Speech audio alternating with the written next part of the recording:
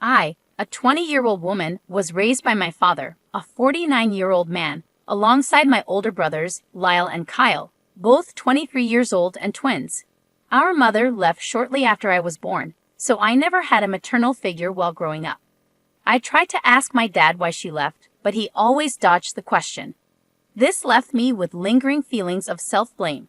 To make matters worse, my older brothers often used the old "You're why mom left" card during arguments in my middle school years.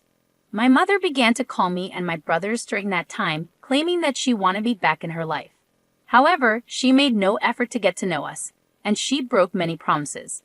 The final straw for me was when she didn't come to a beauty pageant I had been excited about for months. It may sound petty, but it meant a lot to me at the time.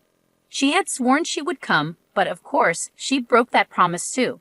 After I let her have it during a lengthy phone call, I decided to go no contact with her. A few days ago, my dad texted me asking if I wanted to have dinner with him and my brothers. He said he was going to make my favorite meal, and I agreed. However, when I arrived, I heard a woman's laughter coming from the kitchen. I walked in and found my dad, Lyle, and Kyle laughing and talking with my mother. I couldn't hide my anger and confusion, and I must have voiced my thoughts because I asked, "What is she doing here?" Everyone fell silent, and my dad eventually told me to watch my tone. They claimed they only wanted to talk about their future.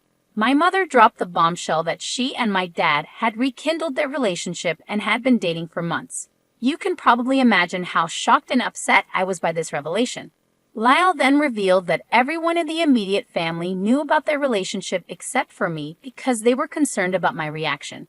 I was still standing there, seething with rage, and when my dad tried to grab my arm to sit me down for a talk, I pulled away and stormed out of the house. Since then, my dad and Lyle have bombarded me with texts, calling me immature and saying that I made my mom cry. My friends are divided on the matter, and I'm left wondering if I'm the one at fault here. To start, I want to make it clear that I don't believe I'm in the wrong in this situation. They essentially ambushed me at the dinner table, and I couldn't be expected to accept her and act like everything was fine. The past has haunted me for a long time, and my reaction is completely understandable. I can't blame you for walking out on them. Your father, as an adult, is free to choose his romantic partner, but he should also understand that there will be consequences to such a decision, especially considering your feelings toward your mother. He must have had an inkling about your reaction. So for him to set up a situation like this without any consideration for your feelings is quite perplexing. You might never forgive your mother for her actions, but if they were going to go through with this, there had to be a more considerate way to handle it. Many people agree that you are not in the wrong for how you feel. Your family blindsided you and then blamed you for your natural and emotional reaction.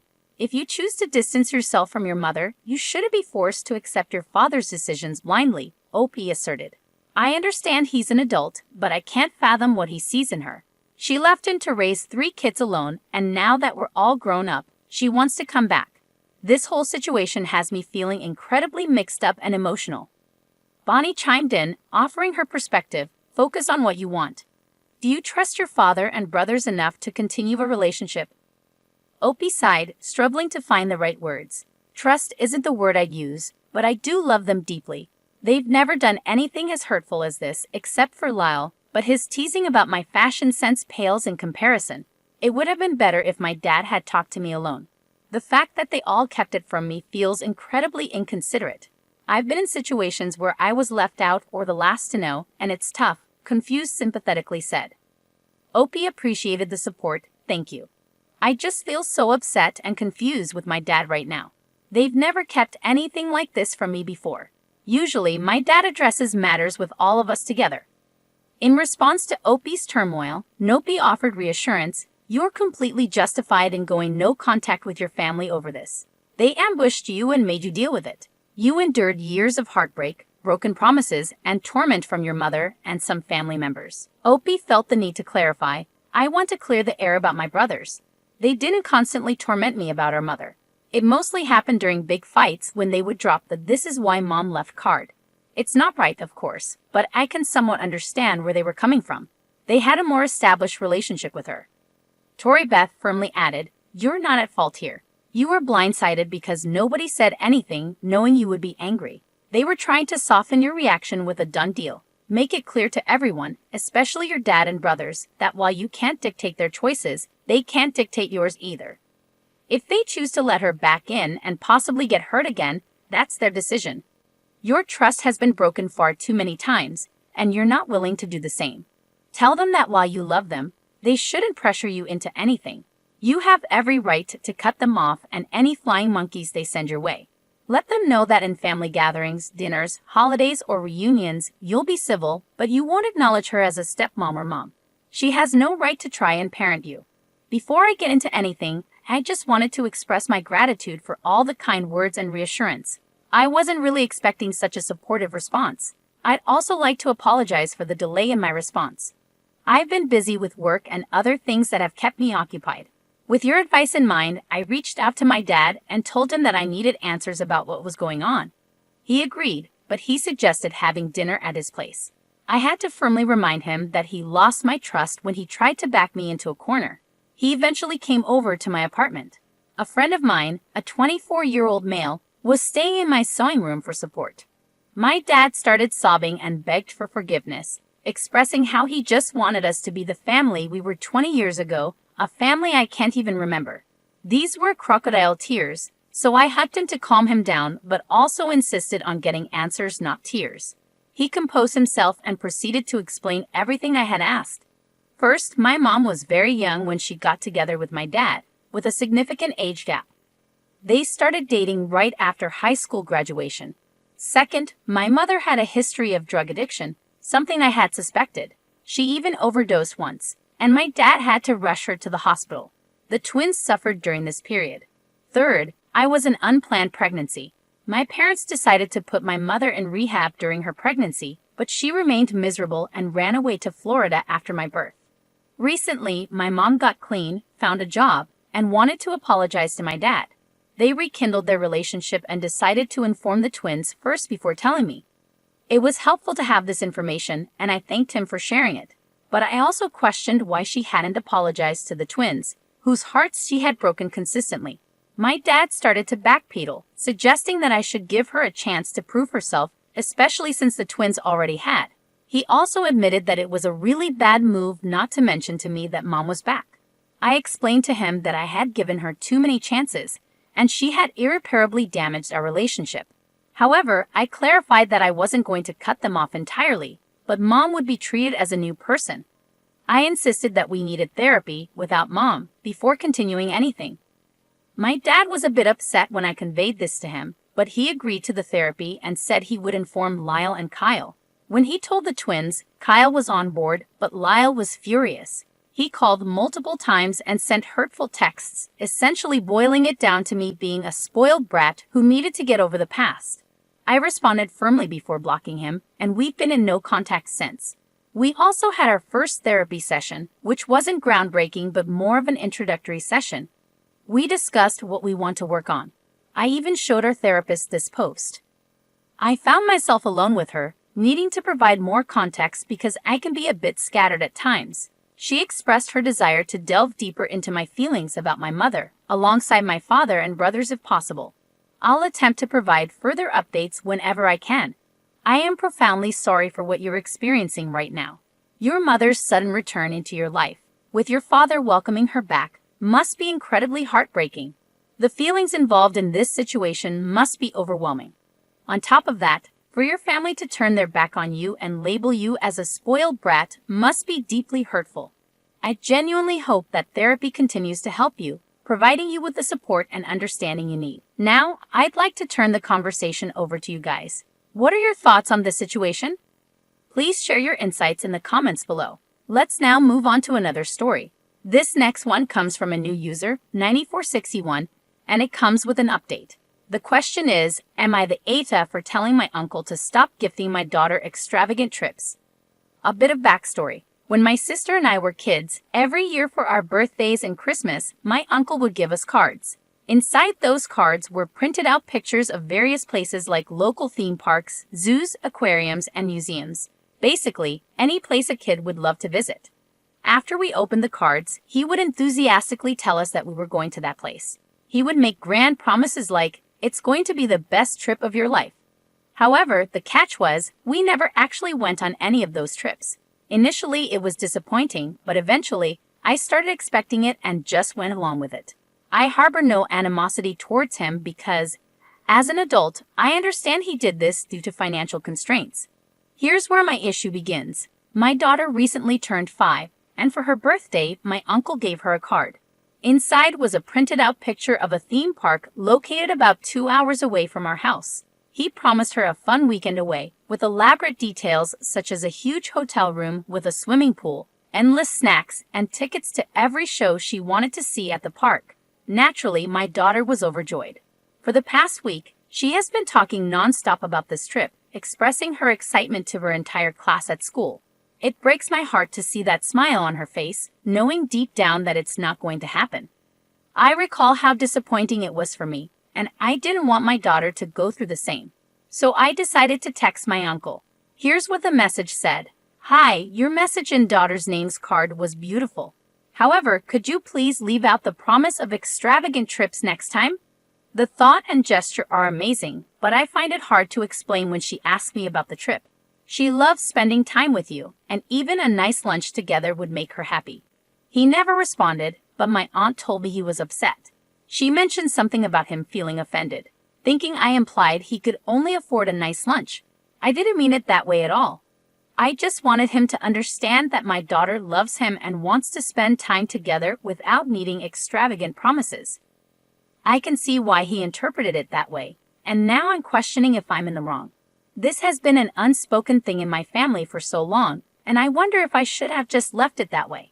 But I can't bear the thought of my little girl being disappointed so many times. My sisters and my mom agree with me. My mom even regrets not stopping it when we were kids. So am I wrong for telling my uncle to stop gifting my daughter extravagant trips? Absolutely not. This is the first time he's done it because she's only 5 years old. Looking back, I realize it might have been wise to immediately clarify to her that this is something Uncle does and then put a stop to it with him right away. Stories like this are heartbreaking for kids. The idea of her getting excited, telling all her friends about it, and then finding out it's all false is incredibly cruel. Poet Revolutionary rightly points out, not the AITA, but why are you being sensitive to his feelings when he wasn't sensitive to yours when you were a child? Tell him that his actions cause you repeated disappointment and you don't want your child to experience the same. Surprises are not presents. A lunch or an activity on the day would be lovely, but other than that, stick to an actual gift or give nothing at all. Disastrous Nail agrees, saying, not the AITA. Stop being nice because he's not being nice. He knowingly gets a child's hopes up and then crushes them. There isn't one nice thing about what he's doing. Tell him he's no longer allowed to give gifts because he's a known liar, and all attempts will be intercepted by you.